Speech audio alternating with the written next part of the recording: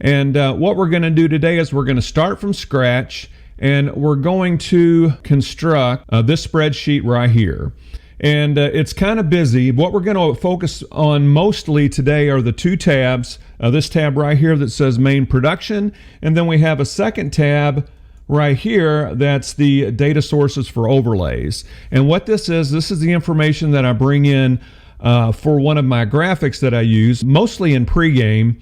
And we have what you can see here, we have a home team coaches package, and we have a visiting team coaches package, and then also incorporated in our pregame are keys to the game for the home and visiting team. So what I do is I put this information in the spreadsheet, and from the spreadsheet I map it into a graphic that we use during our pregame. A lot of this information will come in automatically, and I'll show you how to do that. And you'll notice there's a couple different colors here. This lighter color that you see right here, this is actually the information that I'm manually putting in. All this other information in these yellow fields, these are brought in automatically. This information here, I actually have to put this in as well. And then this different colored section right here for the visiting team coaches package, I put this in manually. But all the other information on these on the spreadsheet is actually brought in from the main production sheet, which is right here. And I want to point your attention to this top line here. This is the information that we're going to map. When we bring this in as a data source, I'm going to check a box that says use top row as column names, and that's what I'm going to do. Right under, you can see the heading right here where it says team name home, and then underneath of it says Simon Kenton. When I'm mapping this, when I'm mapping it to the team name home portion of the graphic, I'm going to look for this right here where it says team name home, and then the information that it's going to pull in is going to be this right here. So this first part is basically home team information, and I'm going to show you the headings that we've got under the first part. Okay, so these are the first headings that we have. You can see right here where it says team name home, and then you can see right here also where it says team name home. So across that top line there, you're going to see where it says team name home, SB name home abbreviation. That stands for scoreboard name home abbreviation. On the scoreboard, this is what's going to be reflected, and we have it abbreviated because like I said, I think in the previous tutorial, we have limited area there, so we have to make it a little bit smaller. The next column is team and mascot name home, and then the column after that is mascot name home, followed by mascot image home. And then we have team color home, and this is actually just a color in text form. And then this next one says team color home hexadecimal, and this is what we actually bring in to change the background colors on our scoreboard and in different graphics that we have in this production setup. The next part we're going to come to is team name visitor, scoreboard name visitor abbreviation, team and mascot visitor, mascot name visitor, mascot image visitor, team color visitor, and then team color visitor hexadecimal. And that's this information again right here. So let's go ahead and bring this over a little bit further. And that brings us to right here. So let's go to these next headings. Home team record, visiting team record, MOP sponsor logo, that stands for most outstanding player sponsor logo. This one is scoreboard design / setup. Then we have our play-by-play announcer, and then we have our color analyst. We have tabs for each one of those, and that information is going to be automatically populated in this top row. So you can see as we come over, we have our play-by-play analyst for this game was Paul Najar, and then the analyst was Gary Forrest. So let's go a little bit further to the next group, and we're going to have scoreboard sponsor image. We're going to have KTG sponsor image, which is keys to the game. Then we're going to have next on the channel logo, and what that is we have a sponsor for our what games we're going to have upcoming, and we have a local sponsor that sponsors that particular portion of the production. We have a local scoreboard sponsor image. We have someone else that sponsors that, and their logo is on the scoreboard the entire game.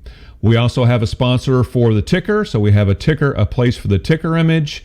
We have a field name, a game description, like if it's a regional game, a district game, or the name of the field from the particular high school that we're doing the game from. During the football season, we actually have a graphic for weather conditions. So that's this next group along the top here. And then we have a sponsor for our weather that we do, and we have the sponsor logo for that goes on that particular graphic.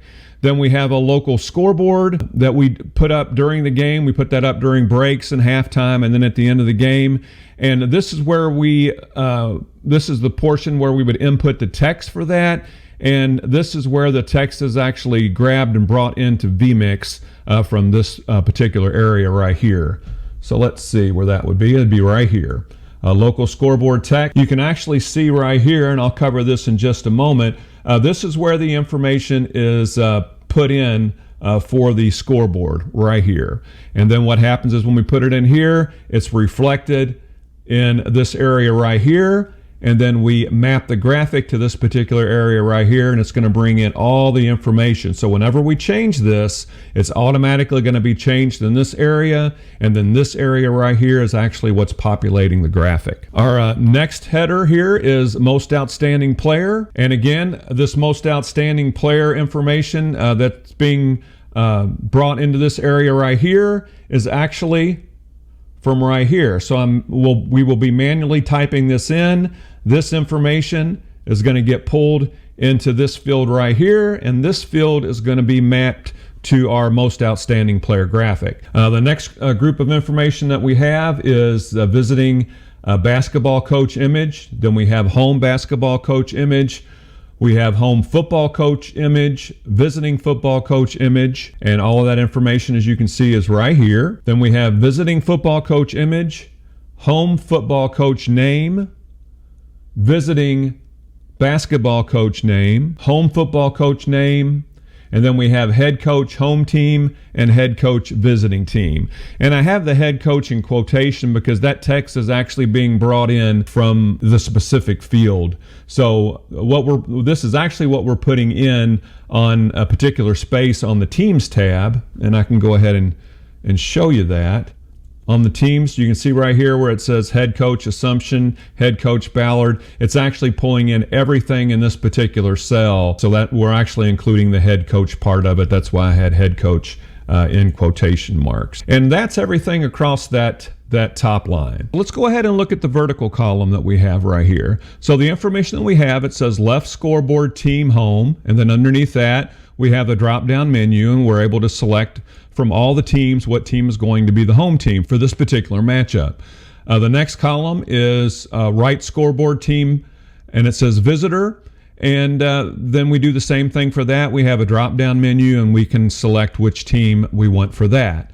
So as you can see right now, we have Simon Kenton as the home team, and we have Spencer County as the visiting team. Fields that are in light yellow, these are going to be changed just from us selecting the two teams that are going to be playing during this ball game. The tan fields, as I said just a moment ago, these are ones we're actually going to have to manually set. So let me show you how that works. I'm going to go back to the main production. I'm going to select South Oldham as the home team, and I'm going to select North Oldham as the visiting team. Now, you can see that when I selected South Oldham, all this information right here changed to South Oldham. And let's go a little bit further. And you can see when I selected North Oldham as the visiting team, that all this information here changed to North Oldham. So let me show you what happened on the data sources for overlays. Let's go look for that. Okay, now all this information changed here. See where it says South Oldham now? Before it said Simon Kenton. So now we have all this information changed. We didn't have to do anything. We didn't have to go in there and physically change this information. It happened just from us selecting the team. So now we have Coach Steve Simpson listed as the head coach, and then it pops in head coach South Oldham. We have his image that's going to come in on the graphic. All this information here has changed to South Oldham. We then have to come in these tan areas and manually put this information in. But a lot of the work has been done for us right here just by selecting those two teams. Then we're going to come back from break. We're going to do our keys to the game. You can see where the home team is now South Oldham. The visiting team is now North Oldham. You can see where the two logo graphics have changed. We have the South Oldham graphic right here. We have the North Oldham graphic that's going to be right here. And this information is going to be pulled into the graphic utilizing DataSources from vMix. And then we're going to go to the visiting team package. And you can see where Coach David Levitch comes in. The head coach's name changed. It brings in head coach for North Oldham. It changes this to North Oldham Mustangs. Now it says North Oldham Mustangs key players.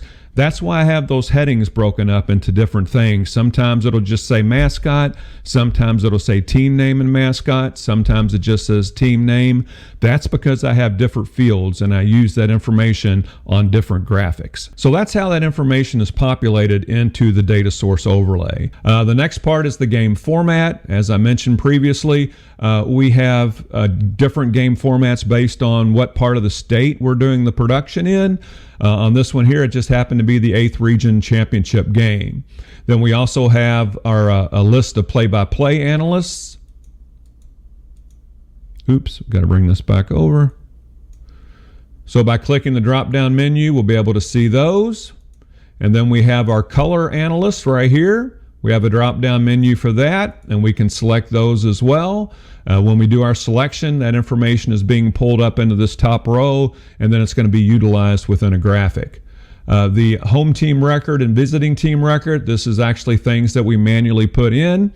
If I bring this over a little bit, you can see right here where it says home team record and visiting team record. Just to show you that these are linked, let's go ahead and change this one that says 24 and 9 to 24 and 10. And you can see where it changed from 24 and 9 to 24 and 10. The next part is the field court name. When we did that 8th Region final, we were at Roy Winchester Gym at Henry County High School. They called the gym the Roy. This information here is for the weather. I showed you a little bit earlier where that information is going to be pulled into a particular cell and then that information incorporated into a graphic. This information here is for the local scoreboard. Again, this information is manually put in and then pulled into a graphic. This right here is the upcoming information for the channel. Okay, let's look right here at this cell. I have lots of stuff in there right now, but let's just change this to bunches of stuff. And you can see where that information changes right here just from putting the information in here. It's changed in this cell, and then the information from this cell is being brought into the graphic. I know I sound like a broken record, but I'm trying to repeat how things are done within the spreadsheet set. So if you have new things you want to add or new fields you want to add to your particular spreadsheet set, you'll know the logic behind how I've set mine up so that you can make changes or alterations to yours. And the last part here is most outstanding player. This information is again manually input, and it's brought into our most outstanding player graphic. So these first two tabs are by far the busiest tabs on the spreadsheet. This next part is teams. And all I did is I went to the Kentucky High School Athletic Association's website. I copied all their teams. Then I came and pasted it in the spreadsheet right here. And then I put these headings up here. So just to give you an idea of the breakdown, we have team color and hexadecimal color. And you'll be able to see that this is a drop-down list. And this drop-down list actually comes from here. And I'll show you how we do this in part 3. But here it is right here. So when we select a color by using the VLOOKUP, it's going to bring in its corresponding hexadecimal color. Let's look for a red. And red comes in, tomato sauce red. And when I click on this, the hashtag with the 6 Fs, that's actually the hexadecimal color for white. But when I click on this, you'll see where it brings in this hexadecimal color right here. And this is the color that we're looking for, which is red. So we have team color, hexadecimal color, then we have a football coach's image, basketball coach's image, basketball coach's name, and now you understand why we put this information in here so that it can be pulled in to the data source for overlay fields. Then we have football coach's name, and then we have that text that says head coach dash team, then we have that text that says head coach and then the team name after it. These we manually put in, but when we select that drop down menu by using VLOOKUP, it's going to bring in everything that's associated with that line for that particular team. Next is school logos. These are all the school mascot logos that we have. All I did is I just brought that whole file in, I copied it and pasted it and brought it in here. And then after we bring it in here, I'll show you how use data validation, we're able to make a drop-down menu. And that's why when we go here, when we go under teams, if we go under mascot image, we have all these logos in here, and all these logos come from the School Logos tab. So all we did was make a drop-down list using the data validation tool within Excel, and we're able to make drop-down menus. Once we make it for one, it's very easy to make it for all the rest of them, and I'll show you how we do that as well. Team color, the same thing. We got the colors from that hexadecimal tab. This one right here is the colors, and you can see how they're all listed in here. When we select the color, the subsequent hexadecimal color is brought in. So let's do this one for midnight blue, and you can see where all the F's change to this hexadecimal color right here. A huge time saver. Takes a couple minutes to, well, probably takes less than that to set up each team, but once you have that team set up one time, you won't have to mess with it again. All you'll have to do is select it from the drop-down menu. Scoreboard name, we have a few different scoreboards, like I said, based on the area of the state that we're doing it in, and then we have drop-down menus to select the logo for the particular production asset that we need to change the sponsor logo for. Home team, I just go to the website again. I copy the information from the Kentucky High School Athletic Association. It has the starting lineups for each one of the teams. Now, this is not something I set up for each team. I do this on each game day. But what I've done is this area right here, all this area right here, I actually have mapped to this area right here. So if you'll notice, we have a drop-down menu here, and all the players right here are selected, you're able to select through this drop-down menu. These areas that I have in here are what's being shown along this top part right here. So let's change Travis Krollman, who is an excellent basketball player, by the way, to Braylon Bilton. You can see I change it to Braylon Bilton right here, and then automatically these fields changed to Braylon Bilton. It brought in his name and it brought in his position. Let's change it back to Krollman again, and you can see where this information changes back to Travis's information, number 1 and position guard. So when I select these, it's bringing in the information in this entire row right here, and like we did on the main production setup, this information is being brought in to a particular graphic. Same thing for visiting team.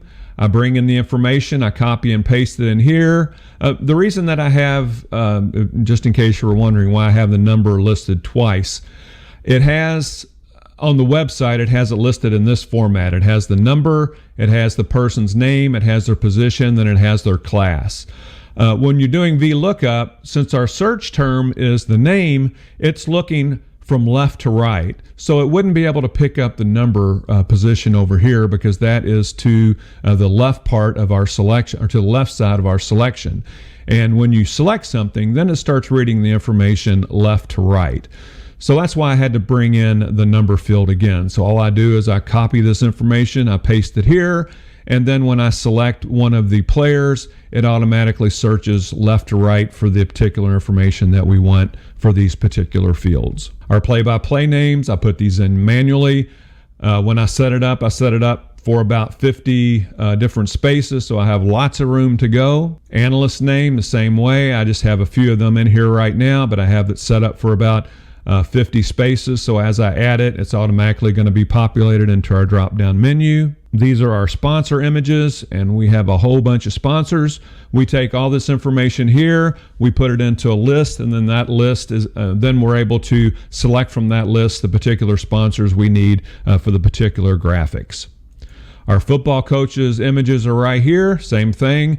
Out of this tab right here, we create a drop-down list, and then we're able to, on the team list, you can see where we have the drop-down menu, and then you can select from all the coaches that are on this particular sheet right here. The next tab is the hexadecimal colors. Again, it brings in the actual color here, and then it brings in its associated hexadecimal color, and then I'm going to take you back to the main production. Now, I know we went through a lot of information, and we went through a lot of information very quickly. If you just check in the comments, you'll be able to see where you'll have a link to download the spreadsheet as it is, and then you can make any changes to it that you would like. But I just wanted to show you the setup, how I have it, where the information comes from, and the process of filling out the information along the top here in order to have these particular fields brought into the graphics as we need them. That will conclude our tutorial for today. If you like what we're doing here at One Man Stream, please give us a thumbs up and a like.